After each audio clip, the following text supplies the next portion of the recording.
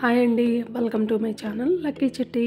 ఈరోజు ఈ వీడియోలో ఎంతో హెల్తీగా ఉండేటువంటి 10 మినిట్స్లో ప్రిపేర్ చేసుకునేటువంటి బ్రేక్ఫాస్ట్ మీతో షేర్ చేసుకోవాలనుకుంటున్నాను.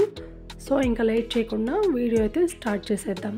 దీనికోసం మనం ముందుగా స్టవ్ ఆన్ చేసుకొని కళాయి పెట్టుకోవాలి. దానిలో కొద్దిగా ఆయిల్ అయితే వేసుకోవాలి. ఆయిల్ వేసుకున్న తర్వాత కొద్దిగా ఆవాలు, అదేవిధంగా జీలకర్ర కూడా వేసుకొని కాస్త వేగనివ్వాలి. జీలకర్ర చిటపట్లాడేంత వరకు అయితే వేయించుకోండి. అండ్ ఆ తర్వాత దీనిలో కొద్దిగా పచ్చిశనగపప్పు, మినప్పప్పు, మనము తాలింపు కోసం ఏమేమి యూజ్ చేస్తామో అవన్నీ కూడా వేసుకోవచ్చు. వీటిని కూడా కొద్దిగా ఫ్రై చేసుకోండి. ఆ తర్వాత దీనిలో సన్నగా తరిగి పెట్టుకున్నటువంటి ఆనియన్స్, పచ్చిమిర్చి, కరివేపాకు కూడా వేసుకొని వేయించుకోండి. ఆనియన్స్ దోరగా అయితే వేయించుకుంటే సరిపోతుంది.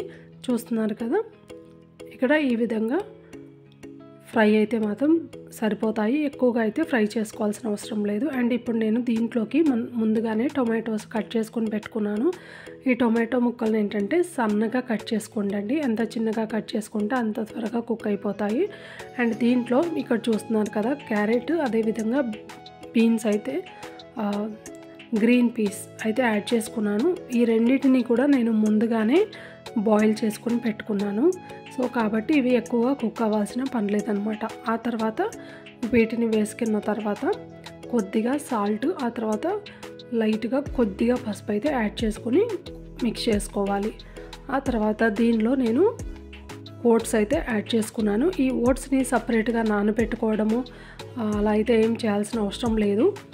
సో ఇప్పుడు ఏంటంటే మనము ప్యాన్లో ఏవైతే ఉన్నాయో ఆ ఇంగ్రీడియంట్స్ అన్నీ కూడా ఈ ఓట్స్కి పట్టేలాగా ప్రాపర్గా మిక్స్ చేసుకోవాలి.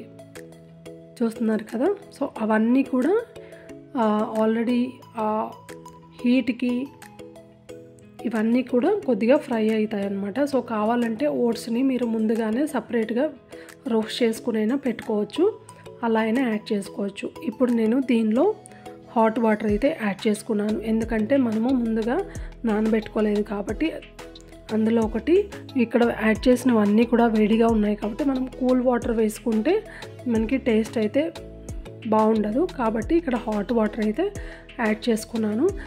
అండ్ ఇప్పుడు ఏంటంటే హాట్ వాటర్ని కొద్దిగా యాడ్ చేసుకోవాలి.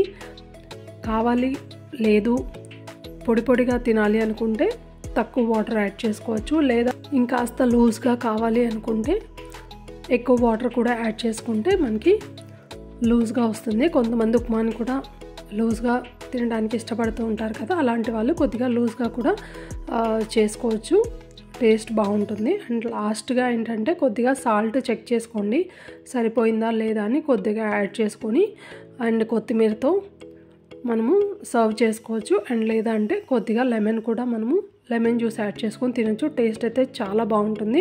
సో మీరు కూడా తప్పకుండా ట్రై చేయండి. వీడియో నచ్చితే లైక్ చేయండి, షేర్ చేయండి, సబ్స్క్రైబ్ చేయడం మాత్రం అస్సలు మర్చిపోకండి. And thank you for watching.